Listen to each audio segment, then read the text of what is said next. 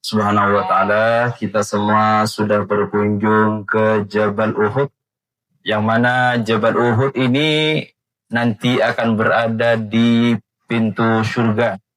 Kalau kita ingin melihat gunung yang ada di dalam surga, lihatlah gunung Uhud. Dan ini sesuai dengan apa yang disampaikan oleh baginda Nabi Muhammad SAW. Jabal Uhud, Jabal Uhud huwa jabalun min jibalil jannah, kata Rasulullah. Jabal Uhud ini adalah termasuk salah satu gunung yang berada di dalam surga. Dan kita alhamdulillah bersyukur kepada Allah Subhanahu wa taala, banyak barang-barang surga yang sudah kita lihat ketika kita berada di Mekah dan juga ketika kita berada di Madinah. Di Mekah kita bisa melihat Ka'bah, yang mana Ka'bah ini pada hari nanti akan Allah perintahkan kepada malaikat agar Ka'bah masuk ke dalam surga.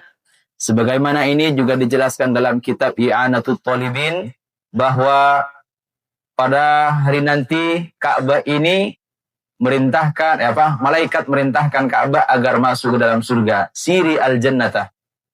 Akan tetapi apa jawaban Ka'bah? Sebelum Ka'bah ini masuk ke dalam surga, Ka'bah ini memohon kepada Allah, wahai Allah, aku tidak akan pernah masuk ke dalam surga sebelum engkau mengizinkan aku untuk memberikan syafaat kepada orang-orang yang pernah tawaf di Ka'bah. Jadi kita semua, para jemaah Bapak Ibu yang dimuliakan Allah, sangat beruntung, bersyukur. Kenapa? Karena kita sudah tawaf di Ka'bah, sudah mengelilingi Ka'bah, yang mana Ka'bah ini pada hari nanti akan dikembalikan ke dalam surga. Tapi sebelum kita semua masuk ke dalam surga, belum masuk ke dalam surga, Ka'bah ini tidak akan masuk ke dalam surga. InsyaAllah nanti kita semua akan masuk ke dalam surga bersama Ka'bah. Amin, amin.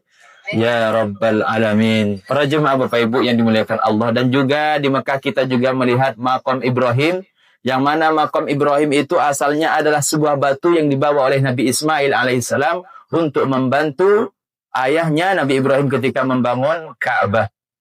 Dan Maqam Ibrahim itu adalah sebuah batu yang juga diambil dari alam surga. Dan juga ketika kita melihat Hajar Aswad, Hajar Aswad itu juga dari alam surga juga, yang mana nanti juga akan dikembalikan ke alam surga. Yang mana pada waktu itu Hajar Aswad Allah titipkan ke sebuah bukit yang mana disebut dengan Bukit Abil Qubais.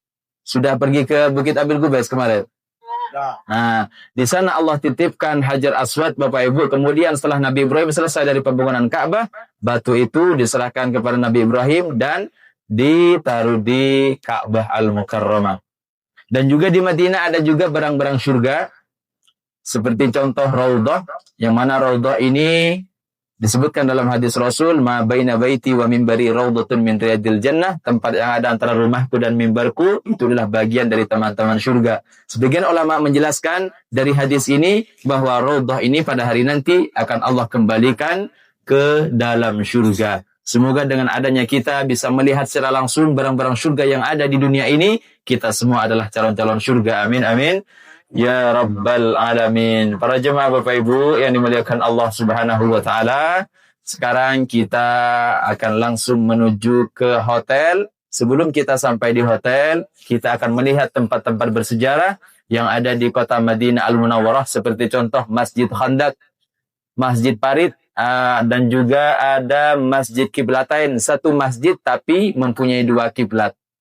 Nanti kita akan melihat bersama-sama. Sebelum kita sampai di sana, mari kita bersalawat terlebih dahulu agar kita tetap semangat dan tidak ngantuk. Salatullah,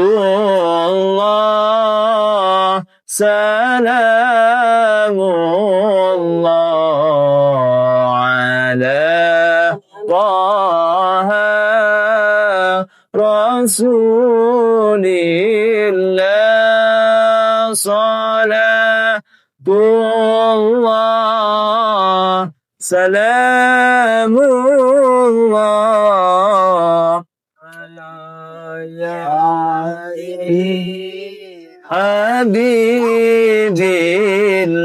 habibillah. Para jemaah Bapak Ibu yang dimuliakan Allah Subhanahu wa taala, kita perhatikan di depan ada masjid, depan sebelah kiri ada masjid. Yang warna putih ini namanya Masjid Qiblatain.